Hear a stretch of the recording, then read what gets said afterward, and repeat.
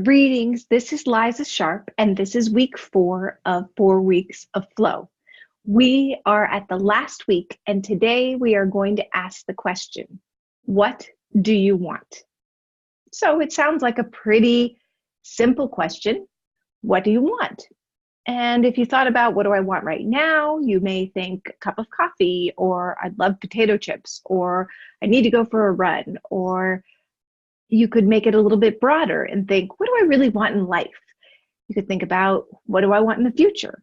And so there are all kinds of different ways to identify what you want. And today we're going to narrow in on 2 ways to really clarify what it is that you want.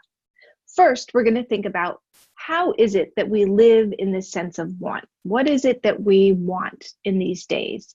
And oftentimes when you ask people about what they want, the same similar themes come up. They say, I want more money, or I want more joy, I want more friends, I want more beauty, or more youth, or more eyelashes. I want more vacations, I want more warmth. The theme here is one word, and that is, I want more. I want more and more and more. I just have a sense that I want more. And that is a thread of the human experience. We often live in a state of vague longing. It is not specific and it is not quantifiable.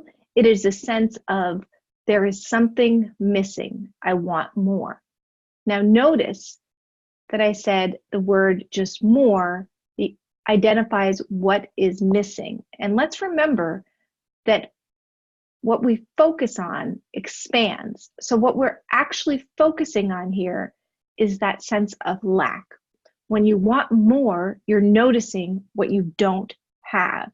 And that, therefore, what you don't have is your focus, and what you focus on expands. So you're actually expanding lack. It's a little bit of a mindset shift. And so I really want to kind of get into that a little bit more. If we are living in a sense of just vague longing, a non-specific sense of what it is that we actually want, we're focused on what we don't have. And therefore, what we're expanding is what we don't have. Let's think a little bit today about how we can be clearer and more focused on what it is that we actually want. So we continue to ask the question, what is it that I want? And the first step to get clarity is to ask why. And so what I'm going to show you is a little exercise I want you to do that drills down on why. So let's start with one that I've heard of from many clients, and that is, I want more money. And so we ask why. And there are all different answers for why people want more money. But oftentimes they say, because I want to have more time. If I didn't have to work so hard on this one thing, I would have more time. So we ask, why? Why is it that you want more time? And then sometimes the answer is, so I can enjoy my family now. I want to enjoy my family.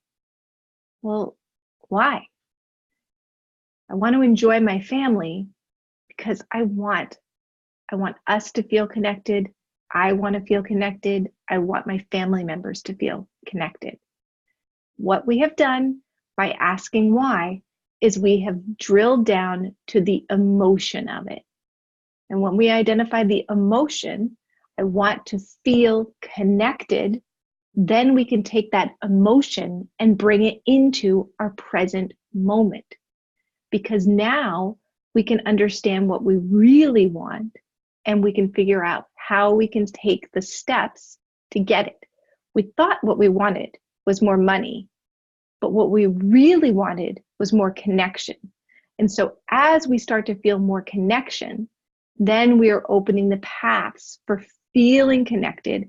And when we bring that feeling into our present moment, we change our future. And so I want you to take the time on the worksheet to do that. Identify what it is that you want and why. And I don't want your first couple of whys to be the emotion. I want you to think about, why is it that you want that? And then drill into the emotion.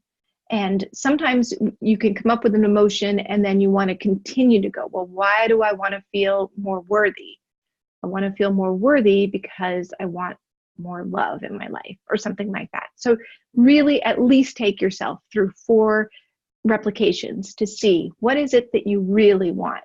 And then ask yourself, how can I bring that emotion into my present moment? So for this person who wanted to feel more connected, they can start thinking, what would make me feel more connected right now? And that can be as simple as, let's sit down and eat together and do that intentionally. Or let's even watch a movie together so that we're all in the same room. But then it could expand to, let's go on an adventure together, or let's start a new routine together, or a new adventure together. So whatever it is that you really want, then you want to take action on that. Another way to do this, another way to find clarity, is to practice visualizing what you want. And this can feel a little bit woo-woo, but I want you to go with me here just a little bit.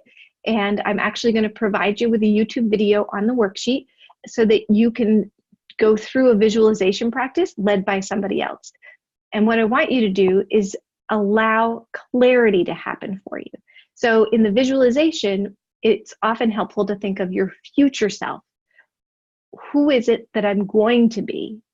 And in order to be that person, what is it that is happening around me, or is it that I want around me? And then you take that clarity and bring it into the present moment. For instance, it may be that you imagine yourself a month from now, a year from now, and you think, oh, I am so organized. That feels so lovely and light to be so organized. So now you have clarity about the feeling that you want to have and that sense of organization. That's what I want. So we want to bring that into our present moment. So then you ask yourself, how can I feel that right now?